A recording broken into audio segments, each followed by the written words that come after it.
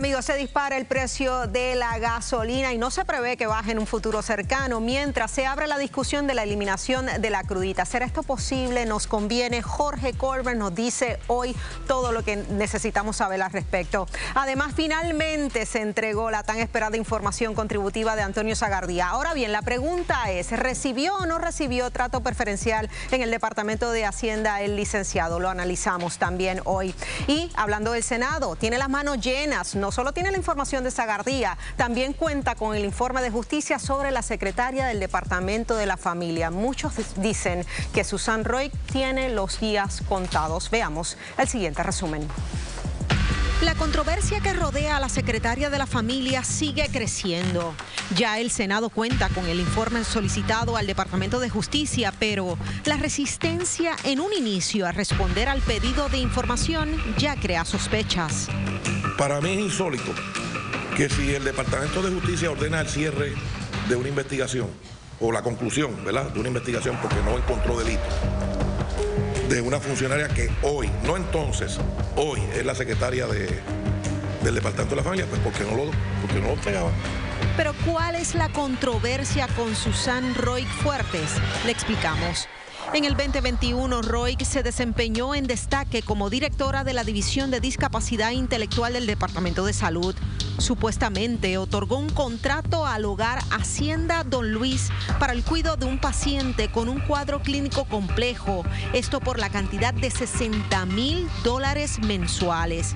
Ese contrato alegadamente estaba condicionado a que se subcontratara a la empresa One Source Investigations, una empresa de seguridad y con quien Roig tenía vínculos. Esta empresa cobraría parte del monto de los $60,000 mensuales. En el 2022, el entonces secretario de Salud, Carlos Mellado, y otros funcionarios de la agencia levantaron bandera, investigaron y refirieron a justicia. El caso permaneció bajo investigación hasta que en octubre del 2025 fue cerrado sin la presentación de cargos. Senadores han cuestionado la pobre investigación que hizo justicia, ya que ni siquiera citaron para entrevista a las partes involucradas. Durante su proceso de confirmación para la Secretaría de la Familia, Roig negó bajo juramento el haber tenido investigación activa en su contra. Cuando surgió la controversia, yo fui a la Comisión de Nombramientos a revisar el expediente y una pregunta específicamente está dirigida a que la persona declare bajo juramento si ha sido objeto de alguna investigación criminal, civil, administrativa, y la señora Roig Fuertes contestó que no. Bueno, amigos, esto es Jugando Pelota Dura y les presento al equipo que me acompaña esta noche, compuesto por Denise Pérez y Humberto Mercader. Gracias a los dos por estar acá. Saludos, Laisa, saludos, Humberto, y saludos a todo Puerto Rico. Muy buenas noches a ambas y a toda nuestra audiencia a través de Tele 11. Bueno, vamos a estar desmenuzando, ¿verdad?, el tema de Susan Roig cuando fue, ¿verdad?, cuando laboraba en el Departamento de Salud. Con nosotros el exsecretario del Departamento de Salud, Carlos Mellado, quien levanta bandera sobre este esquema, ¿verdad?, que se denuncia y que fue protagonista Susan Roig. ¿Cuál era la relación de la hoy secretaria de la Familia y el interés de ella particular en que se beneficiara esta compañía OneSource? Mira, para que entiendan, el Departamento de Salud tiene un caso de discapacidad intelectual que es como un pleito Morales Feliciano, que lleva un montón de años, ¿verdad? Susan Roig dirigía esta discapacidad intelectual. Esta división y muchos de los contratos no pasaban el proceso ordinario, ¿verdad? Era diferente porque tenía que ayudar, tenía que ser expedito para que los participantes no tuvieran problemas. Expedito no implica ilegalidad. Expedito no implica ilegalidad. Sí, oye, por eso hay que seguir, ¿verdad? Es normal. Hay un participante, uno de los contratistas se queja de que Susan Roig lo obliga a ella a subcontratar a esta otra compañía, OneSource, que era una compañía que, ¿verdad?, estaba vinculada a una persona que alegadamente ¿verdad?, tenía una relación más allá de lo normal con Susan Roig. Una relación afectiva, sentimental, como se ha comentado. ¿Esta empresa tenía historial de contratos con el departamento?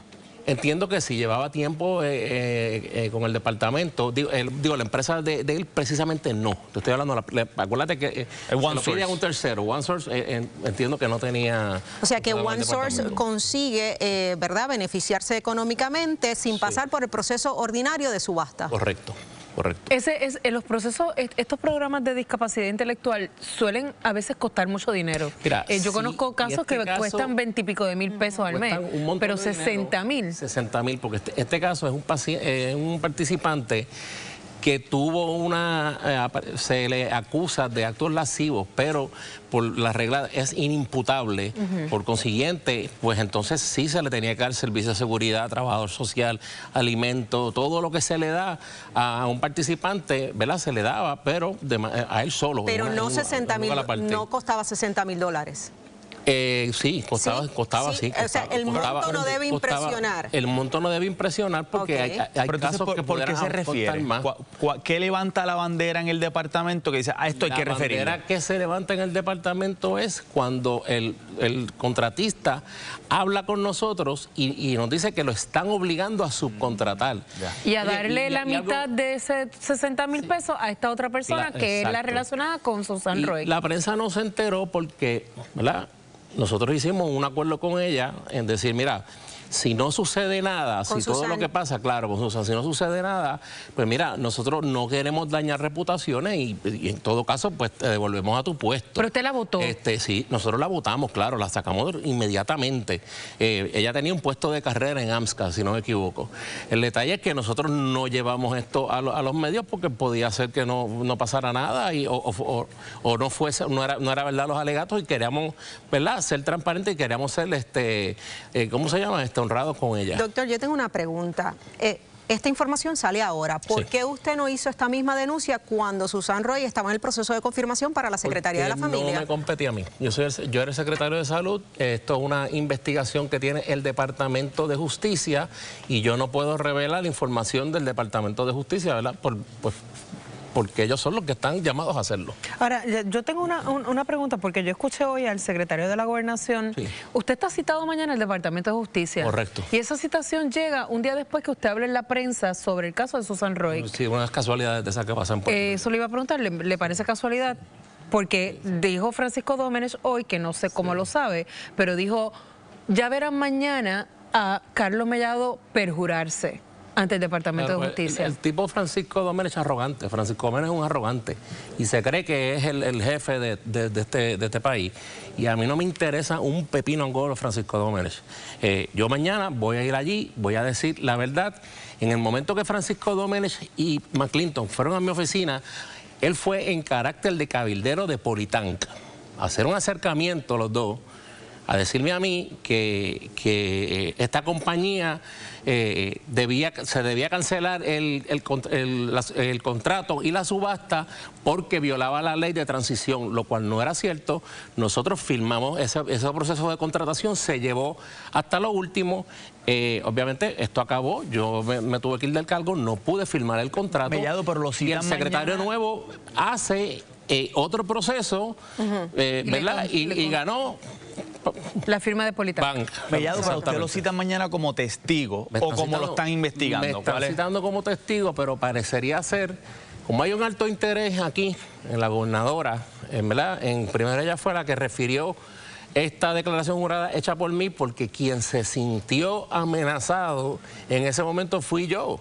O sea, y yo hago la declaración jurada y todo el mundo dice, ay, pero ¿por qué saliste a hacerle en ese día? Bueno, porque yo tengo todo apuntado, todas las cosas que uno tiene apuntado que pudieran tener repercusiones en un futuro, pues yo tenía esa, porque a mí me pareció sumamente impropio que se me hiciera ese acercamiento. Y dicho sea de paso, en ese momento yo lo refería a FBI, a OEG y a todas las autoridades pertinentes.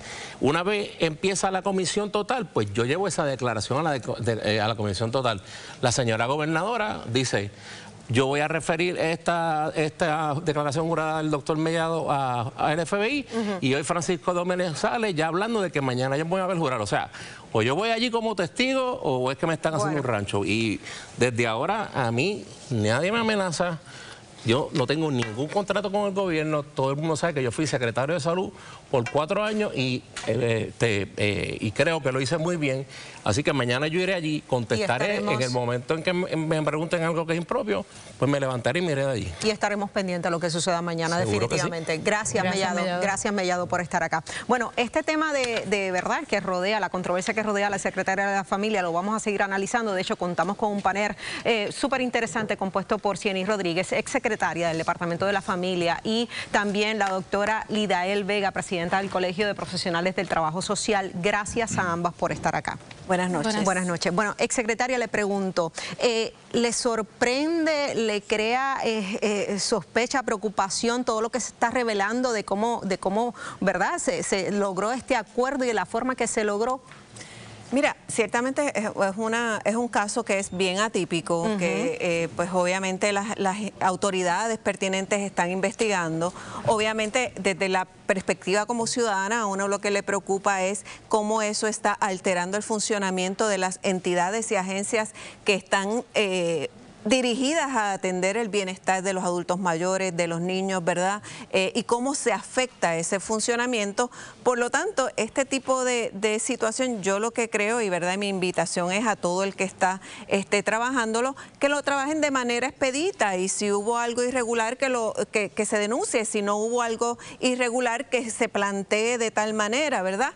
Pero me parece importante que se trabaje con el asunto, que se liquide y podamos seguir, el país pueda continuar atendiendo a las personas vulnerables. Entiendo. Bueno, vamos a seguir hablando. Denise, sí. Bueno, lo podemos dejar para cuando regresemos de la pausa, pero esa cifra que dice Mellado, que no nos debe sorprender, los de los 60,000, quiero que me diga tras la pausa, ¿cuántos casos hay así? Porque parece que son muchos. Así que con esa pregunta regresamos luego de la pausa, seguimos analizando este tema del escándalo con la figura de la secretaria de la Familia cuando se desempeñaba en el Departamento de Salud. Pasamos con Kimberly. Gracias, Laisa. Ya está con nosotros el secretario de Asuntos Públicos, porque esto pica y se extiende. Controversia de Secretaría de la Familia, pero ¿cómo responde esta administración? Él vino sin miedo a responder. Jan Peña está listo para aclarar todo este asunto, así que usted quédese con nosotros. Gracias por acompañarnos. Además, entregan documentos y Tomás Rivera Chats truena contra Hacienda. Hubo trato preferencial con Antonio Zagardía. Pues mire, hoy también lo aclaramos. Y el precio de la gasolina va para arriba, sigue subiendo. Prometen solución desde la legislatura. ¿Es real o terminaremos pagando más? Jorge Colbert nos lo cuenta en Lo que no te dicen. Bueno, seguimos con el análisis. Contamos con Cieny Rodríguez, exsecretaria del Departamento de la Familia, también la doctora Lidael Vega, presidenta del Colegio de Trabajadores de Profesionales del Trabajo Social. Denise Pérez dejó una pregunta en tintero sobre la cantidad, ¿verdad? Estos $60,000 Estos casos de discapacidad intelectual son muy costosos de mantener, súper costosos, pero 60,000 es una cantidad. Yo te puedo hablar razonable. no necesariamente de los adultos que entran al programa de discapacidad intelectual, pero te puedo hablar de casos donde, por ejemplo, el Departamento de Educación está pagando por jóvenes en Estados Unidos 240,000 anuales por el caso. Te puedo hablar de jóvenes del departamento, bajo la custodia del Departamento de la Familia, que son condiciones bien severas, que están en lugares y centros especializados que también fluctúan entre los 20 y 25,000. ¿Por qué? Porque requieren una persona los 7 días, 24 horas, ya estamos hablando de 3 trabajadores, requieren pues obviamente psiquiatra, trabajador social, toda una batería de profesionales, y pues hay que hacer los cálculos, pero por lo menos los casos que mayormente yo he escuchado están entre los tope 30,000 al mes, y son casos con inclusive respiradores. Doctora, le pregunto, más allá de entrar en los méritos de si hubo corrupción, si hubo mal manejo y demás, en la parte del paciente, del caso en particular que estábamos hablando, que aquí se discutió, ¿verdad?, que tiene unos temas legales, ¿usted cree que ese era el trato adecuado que se le debía dar? ¿Eso es lo que se debió haber hecho con ese paciente? Bueno, para nosotros también es preocupante cuando nosotros seguimos viendo todos los días multiplicidad de pacientes que no tienen ningún tipo de servicio, y que ellos y sus familias están luchando por tener el mínimo de servicios. Así que sí, nos asombra, ¿verdad?, esa cantidad de dinero. Cuando hay pacientes que tienen también este tipo de asuntos legales, hay otros sistemas que tienen... Un ofensor sexual, le encontraron inimputabilidad en un tribunal. Hay otros sistemas, ¿verdad?, que tienen como el Hospital de Psiquiatría Forense, que tiene unos servicios que se pueden brindar a este tipo de... ¿Y usted cree que eso era más adecuado de lo que se hizo en este caso? Bueno, hay que ver las particularidades, claro, ¿verdad? Las particularidades y no las conozco, ¿verdad? Pero nuestra preocupación está en cómo estos procesos afectan lo que nosotras siempre hemos dicho que es necesario en este país. Un ecosistema de servicios accesibles para todas las familias. Así que si nosotros estamos solamente gastando una cantidad de dinero en un solo paciente porque así lo merece, porque así lo requiere y lo necesita, muy bien. Pero si se está haciendo para beneficiar personas, para beneficiar contratos o para beneficiar amigos, estamos fallándole al país, estamos fallándole a la sociedad y le estamos fallando a mis colegas que están todos los días moliendo vidrio, intentando conseguir servicios y recursos para las familias. Así que lo importante aquí es esto.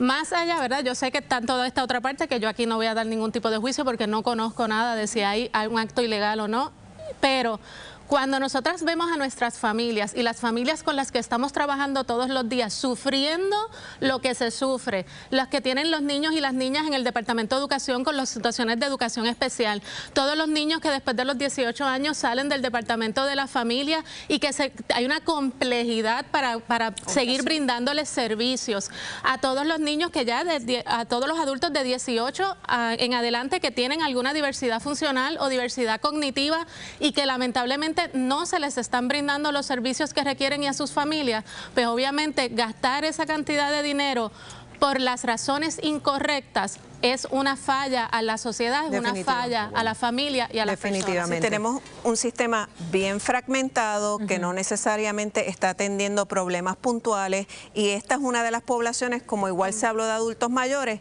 la población de personas con discapacidad e impedimentos todavía en Puerto Rico hace falta muchísimo para llevarlas al nivel donde están. Bueno, precisamente de Fortaleza llega el secretario de Asuntos Públicos, Jan Peña Payano, que se acerca por acá para reaccionar, ¿verdad? Aparte de lo que ustedes dijeron, también reaccionar a lo dicho por el doctor Carlos Mellado. Gracias por estar acá.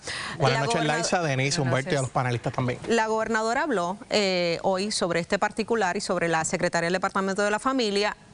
No hay duda o no hay preocupación y la confianza sigue intacta. Así es, Laisa. En primer lugar, acabamos de escuchar las expresiones del propio exsecretario del Departamento de Salud, donde él reconoce y afirma que esta cantidad es el promedio según se establece en el propio informe. Pero no necesariamente es la cantidad lo que llama la atención, sino la intención de favorecer a un particular con esta contratación. La cantidad está claro que pues es lo que se estila para un paciente como este. La controversia en algún momento, el pueblo de Puerto Rico debe tener la tranquilidad de que el informe que hace el Departamento de Justicia, no de esta administración, sino de quienes tuvieron la información en caliente, quienes pudieron aquilatar la prueba en primera mano, como se conoce en el argot del derecho, concluyeron que de la aplicación del derecho a los hechos no había prueba ninguna, ni en 2022, ni en 2023, ni en 2024. Pero se puede abrir la investigación, usted mismo lo dijo. La Secretaría de Justicia había expresado eso, pero al momento ese caso está cerrado, se archivó, así que vamos a estar al pendiente y toda información que necesite el Senado de Puerto Rico se va a estar sometiendo, pero lo cierto es que quienes tuvieron la oportunidad de hacer una apreciación y evaluación de la prueba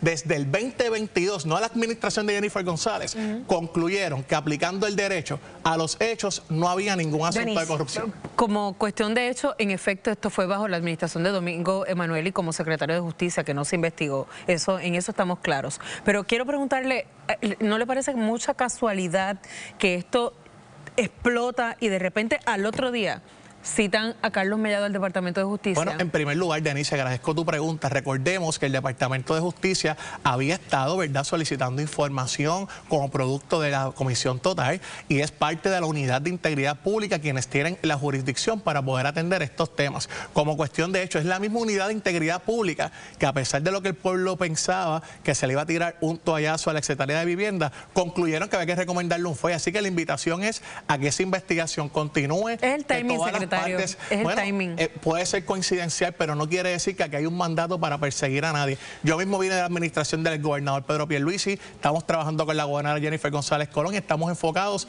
en trabajar y cumplir ese programa. Secretario, de pero este caso de Susan Roig se cierra el año pasado apenas, en octubre del 2025. Y la información que surge fue posterior. ¿Y por qué Susan Roig no lo dijo en las vistas públicas de confirmación que estaba siendo investigada? Al punto de Laisa, a mí lo que me ha preocupado de todo esto, porque si lo archivaron, lo investigaron, perfecto, pero el que ella haya dicho en unas vistas públicas bajo juramento, una vista de confirmación bajo juramento, eso sí es preocupante, porque ahí pudiera haber perjurio. Claro. Y recordemos el contexto, ella se le hace una pregunta, ella hace una declaración jurada respecto al Departamento de Justicia, pero de parte si hay alguna investigación, recordemos que las partes envueltas no necesariamente saben si este caso se archiva o no, no sé. Pero ella sabía, según las expresiones del doctor Carlos Mellado, ella sabía que la habían referido, porque la habían votado del puesto. Son las expresiones del señor secretario, las cuales se respetarán. Pero ustedes estarían por lo menos abiertos a mirar los hechos, porque yo creo que, oye, si no hay nada perfecto, santo y bueno, pero si lo hay. Los hechos se miraron, se evaluaron y tienen los documentos ahora mismo ante el Senado de Puerto Rico, quienes tienen total autoridad para reabrirla. Por parte de Justicia, quienes aquilataron la prueba. Secretario, ¿cuánto gastó el Departamento de Hacienda defendiendo los derechos contributivos de Antonio Sagardía? Mira, esa es una pregunta y una contestación que no tengo al momento respecto a los datos específicos. Sin embargo, miren cuáles fueron todos nuestros puntos desde que inició esta controversia. Que el secretario de Hacienda, al igual que todos los miembros del gabinete, tienen un deber ministerial en ley de hacer valer el derecho que tiene todo ciudadano en esta manera iría hasta las últimas consecuencias por Juan Pedro Rodríguez del barrio de Naranjito. Por Sagardía, por cualquier persona. Y siempre dijimos de frente al pueblo de Puerto Rico que digamos que el que tiene el derecho a renunciar a su defensa, a su información contributiva, es el contribuyente. Y voy a dar un ejemplo. Si la información del acta de nacimiento alguien la quiere saber y yo como ciudadano decido renunciar a ese derecho, es público. Ustedes rechazan que hubiera trato preferencial con Sagardía. No, nada que ver. Nosotros estamos claros. El señor secretario de Hacienda y el presidente del Senado expresó no hay ninguna animosidad. Él hizo valer lo que está llamado por ley todo jefe de gabinete. O sea, que todo el mundo debe esperar el mismo trato que recibe el licenciado. Alexa, mira si es así, que nosotros en todas las conferencias siempre dijimos que si se renunciaba el derecho del contribuyente, se iba a detener. Tan pronto ocurrió eso, el secretario de Hacienda dijo, y Justicia, aquí tiene la información de frente al pueblo de Puerto Rico. Secretario, gracias. Siempre un honor y aquí estamos siempre dispuestos para ir de frente. Sobre el tema de Antonio Sagardía, vamos también a discutirlo hoy aquí en nuestros estudios. Mientras hacemos una pausa, regresamos en breve. Antes pasamos con Kimberly. Gracias, Laisa. Usted prepárese porque el precio de la gasolina sigue subiendo y están prometiendo, mire, una solución desde la legislatura. ¿Será real o vamos a terminar pagando un poquito más? Jorge Colbert nos da un adelanto. Bueno, hay varias propuestas para eliminar temporariamente o de manera permanente el arbitrio sobre la gasolina. Les voy a explicar el impacto económico, si es viable o no es viable, cuánto tiempo pudiese ser y cuánto pudiese beneficiar el bolsillo de los consumidores. Así que usted quédese con nosotros porque la mejor información la tenemos aquí en Jugando Pelota Dura. Y Hacienda finalmente entregó los documentos de Antonio Sagardía al Senado y hoy el presidente se expresó. ¿Qué encontró en esos documentos? Hoy lo revelamos. Y el tráfico infantil lamentablemente sigue creciendo en la isla. ¿Cómo usted puede proteger a sus niños? Hoy con nosotros el equipo de Homeland Security. Así que usted quédese con nosotros. Pausamos.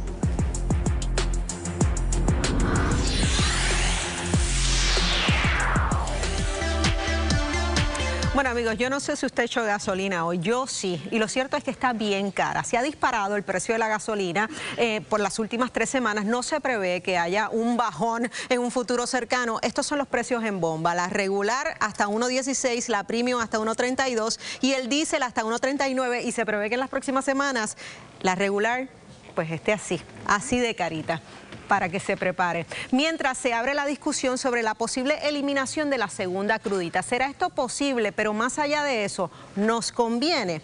Jorge Colbert nos dice más en Lo que no te dicen.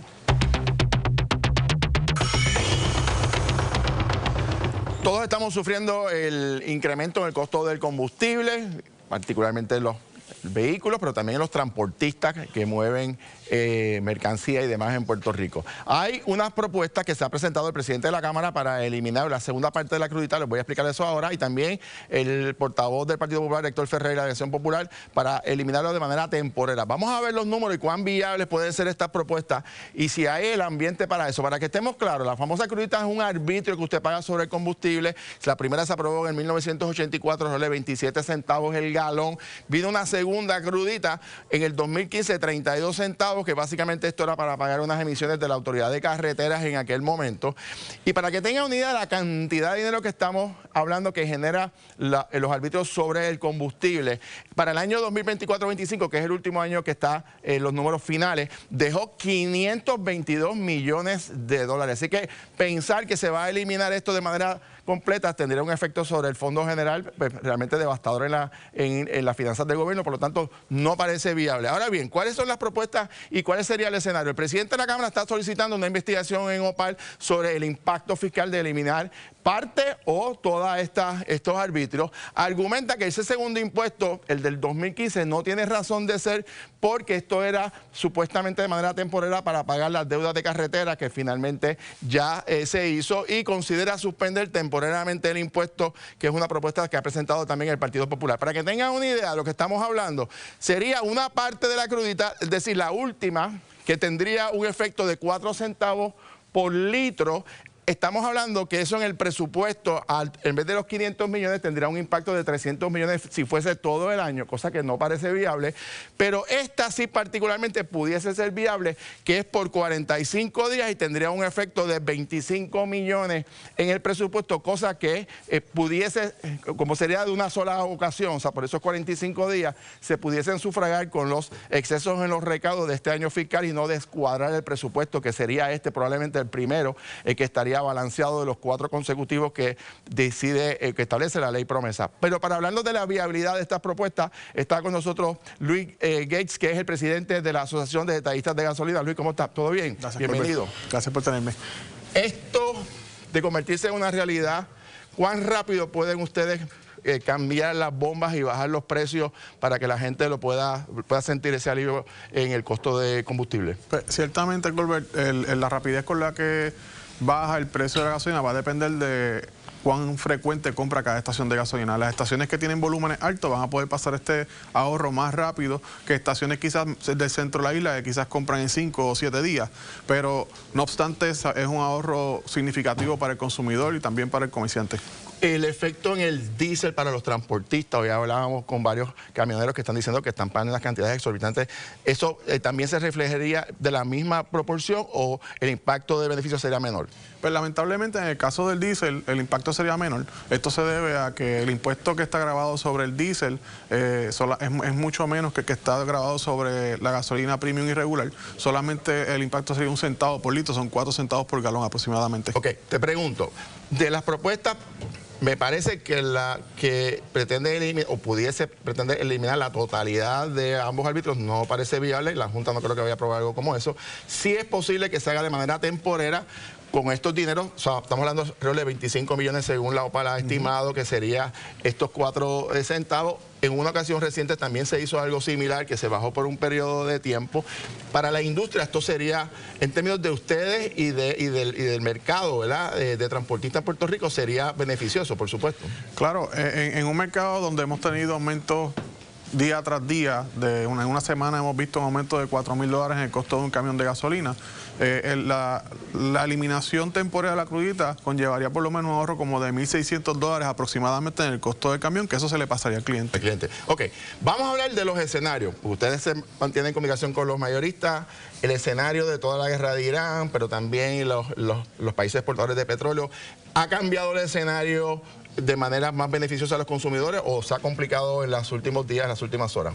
Pues el presidente de Estados Unidos está hablando de que la presión que ha ejercido sobre Irán ha funcionado. Irán se está viendo acorralado y los ingresos que Irán recibe sobre la venta del petróleo se han visto afectados por el bloqueo que tiene el presidente de Estados Unidos. Adicional a eso, los Emiratos Árabes acaban de anunciar que la OPEC se va a salir de la OPEC. Y esto a corto plazo no es muy significativo porque el estrecho sigue cerrado, pero a largo plazo sí. Antes la OPEC decidía cuánto petróleo iba a producir cada país que pertenecía a la OPEC. Y la propuesta que tienen los Emiratos Árabes es que yo quiero producir cierta cantidad de petróleo y no quiero que nadie me diga cuánto. Yo quiero producir más de lo que estoy produciendo. Y eso tiene una implicación de bajar los precios. Claro, eventualmente eso es lo que va a causar. Por último, hay una situación con un reglamento de DACO que nos han dado información de que afecta al consumidor. ¿De qué se trata? Bueno, en 15 segundos.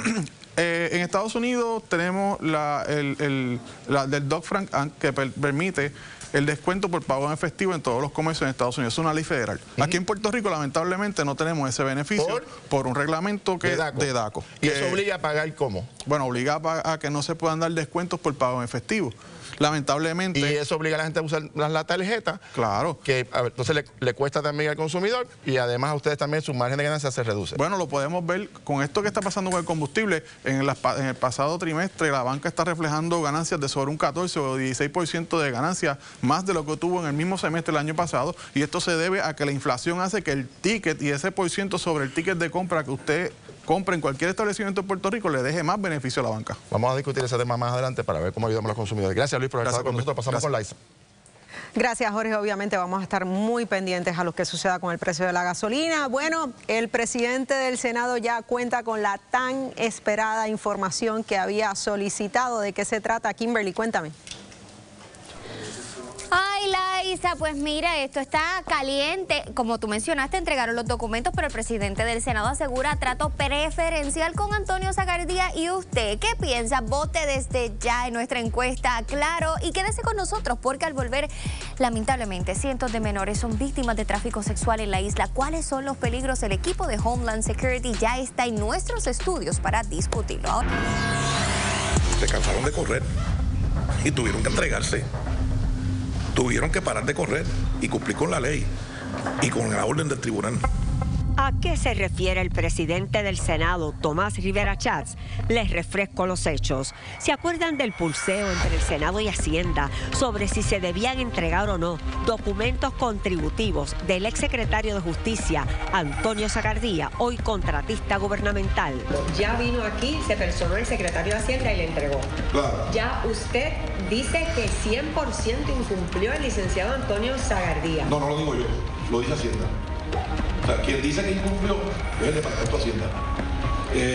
En el 2024 tal día, todas las del 2025 tal día, todas. O sea, no lo digo yo, lo dice el secretario de Hacienda.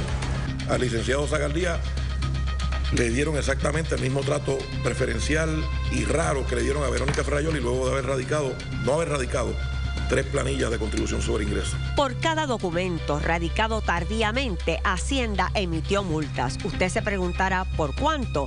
Por $500 en cada caso.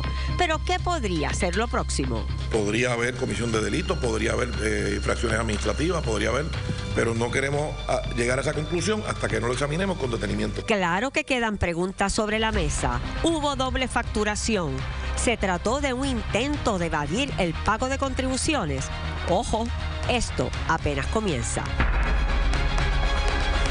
Bueno, y de inmediato con nosotros se encuentra Héctor Ferrer, portavoz del Partido Popular Democrático en la Cámara, y Juan Oscar Morales, portavoz alterno del PNP en el Senado. Gracias a ambos por estar acá. Buenas noches a todos. Bueno, el presidente del Senado hizo unas denuncias fuertes. Trato preferencial al licenciado Antonio Sagardía en el Departamento de Hacienda, en el gobierno. ¿Así lo ven ustedes? Muerte de una crónica anunciada. Todo el mundo sabía que esto iba a pasar. Lamentablemente se utilizaron recursos del Estado para defender los intereses de un contribuyente que es un ente privado, y estamos hablando de las facultades constitucionales de la Asamblea Legislativa de solicitar información para llevar a cabo una investigación. Las radicaciones de la información contributiva, Sagardía la somete luego de la petición del Senado. ¿Se le dio tiempo para arreglar las cosas? Se derrota la teoría que habían levantado algunos y algunas aquí en Puerto Rico de que el Senado estaba persiguiendo al abogado Sagardía. Hoy se demuestra todo lo contrario, que teníamos razón con lo que estábamos solicitando, que había una información que nos había llegado y precisamente esa información la queríamos para poder corroborar y poder decirle al pueblo de Puerto Rico, pues mira, todo se hizo conforme a la ley o no se hizo conforme a la ley. Así que senador, el tiempo nos dio la razón. Senador, más allá de lo que expresó el presidente del Senado hoy, que incumplió en el término, se le establecieron las multas que establece la ley, que yo no creo que haya habido trato preferente, porque eso es lo que establece la ley. ¿Cuáles son los próximos pasos? ¿Qué el Senado va a hacer ahora con esta información y qué se puede esperar? Nosotros vamos a evaluar la información que se nos hizo entrega hoy en horas de la tarde para precisamente evaluar si hay otros posibles pasos que el Senado de Puerto Rico tenga que dar. Ejemplo, nosotros tenemos que evaluar si esos contribuyentes radicaron sus planillas reportando esos ingresos, si hubo enmiendas a esas planillas. Porque de lo contrario, pues, esto no es poca cosa, ¿sabes? Yo escucho a algunos diciendo que... ¿Y se le pidió información a las agencias donde él tiene contratos? Eso es lo más importante. Así que están cazando toda la información. Los contratos tienen que decir explícitamente que esa función yo puedo delegarla a otra persona. No es que yo, pues, dice Juan Oscar Morales y yo voy a decidir que se la voy a delegar a Héctor Ferrer. Eso no funciona de esa manera. O está incluido en el contrato los nombres y cuánto es la facturación de esos abogados, o tiene que solicitarle el contratista que tiene el contrato autorización para que esas personas puedan facturar. ¿Por qué ustedes creen que hoy, el día de hoy, es que Antonio Sagardía entrega ese derecho a la intimidad que había defendido hasta el momento? Allí no había ningún derecho a la intimidad. Estamos hablando nuevamente que el Departamento de Hacienda utilizó fondos públicos para defender un interés privado. Estamos hablando de un contratista del gobierno en donde en toda su facultad constitucional, uno de los cuerpos, en este caso el Senado, solicitó información a una agencia pública, punto y se acabó. ¿Por qué salió hoy? Eso hay que preguntárselo. Pero, representante, ¿usted no cree que si hay una agencia la cual usted quiere que sí de alguna manera pelee y defienda cierta información Hacienda por la confidencialidad de esos datos? ¿Usted no cree que quizás, claro, cuando el tribunal lo ordena, pues el tribunal lo ordenó, pero antes de eso? No tengo problema con que vaya el tribunal. Tribunal, aquí hay parte indispensable que se encargue de defenderse. Para que Hacienda tiene la responsabilidad también de tratar justamente a todos los contribuyentes. No puede ser a Juanito de una manera y a Juanita de otra. Pero esa era la parte. Cuando empezara el proceso judicial, aquí falta una parte indispensable. ¿Quién es el ciudadano que está levantando la confidencialidad? Que se defienda. El presidente del Senado también levantó sospechas sobre la contratación del hijo del licenciado Antonio Sagardía por el Departamento de Hacienda mientras estaba transcurriendo toda esta solicitud de información. Es algo que también se investigará. 3 meses, $85,000, mientras nosotros estábamos en el proceso, ¿verdad? Oye, si al final del día, quiero estar claro con eso, no hay nada ilegal, lo vamos a decir, ¿verdad? Lo decimos que no hay nada, ¿verdad? Tiene que haber alguna justificación para yo en 3 meses otorgarle un contrato a una persona de $85,000 mientras está el Senado en un proceso precisamente solicitando información de un familiar de esta persona. Aprovechando, Ferrer, que está aquí y obviamente retomando el tema de la crudita, usted propuso de la segunda crudita, la eliminación de la segunda crudita, pero de manera temporal. Correcto, por 45 días, que se pueden extender 45 días adicionales. ¿Eso tendría un impacto? 25 millones certificados por la Oficina de Presupuesto de la Asamblea Legislativa. Ayer solicitamos el descargue. Víctor Párez, que yo no sé si vive en el precinto 4, allí están las gasolinas de 1.13, 1.16, o tiene un cajo eléctrico o literalmente está desconectado de la realidad que estamos enfrentando los puertorriqueños. Ayer objetó que la medida fuera discutida y se juntaron junto a él 13 miembros de la Cámara de Representantes. ¿Han discutido esta medida con la Junta de Supervisión Fiscal? Ya en el 2022 la Junta de Control Fiscal autorizó esta misma medida cuando empezó el conflicto de Rusia contra Ucrania. La pregunta es, ¿dónde vive Víctor Párez? Ustedes vieron los precios de la gasolina ahí. ¿Vive en el precinto 4? Yo me di la vuelta hoy por la gasolina del precinto 4. La más cara está en 1.16. Pero esa pregunta es importante. Saber si la Junta de Control Fiscal va a aprobar ese tipo. Yo, ¿verdad? Como están las situaciones con la Junta, yo dificulto mucho de que nos den el visto bueno. Y yo escuché al presidente de la Cámara, Johnny Méndez, no estar cerrado a la banda, a no atenderlo. De hecho, él está a favor de que se elimine la crudita en su totalidad. Bueno, tiene que conseguir 500 millones Pero tiene que bregar con la Junta de Supervisión Fiscal. Esa es la realidad fiscal de Puerto Rico. Todavía el gobierno no ha conseguido los 500 millones de la reforma contributiva ni los 200, 300 millones del impuesto al inventario. Estamos hablando de 25 millones para darle un alivio contributivo.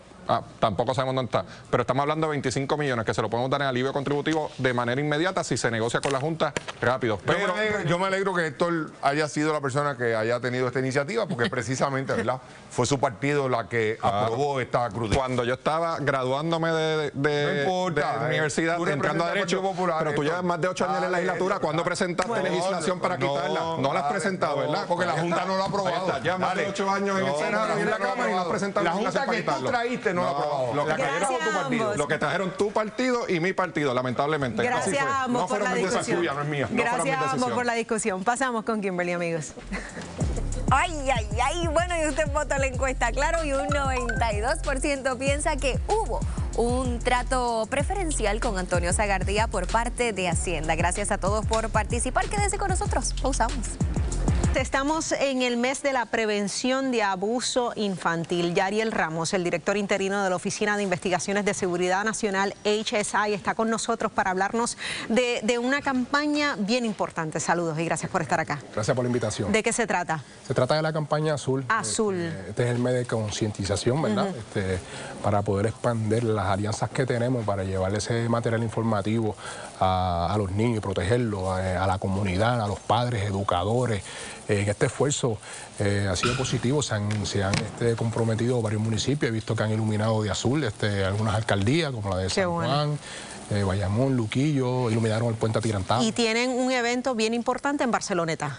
Es correcto, para cerrar el mes. Básicamente, mañana nos movemos al municipio de Barceloneta, donde vamos a ir donde están los niños. Vamos a impactar sobre 1000 estudiantes, niños, niñas, adolescentes, menores, maestros. Les vamos a dar las herramientas que necesitan para poder identificar esos depredadores que están constantemente en línea buscando su próxima víctima. ¿Dónde en Barceloneta? En Barceloneta, en el municipio de Barcelona. Todo el municipio. Correcto. Vamos a estar impactando a los estudiantes. Gracias por estar acá.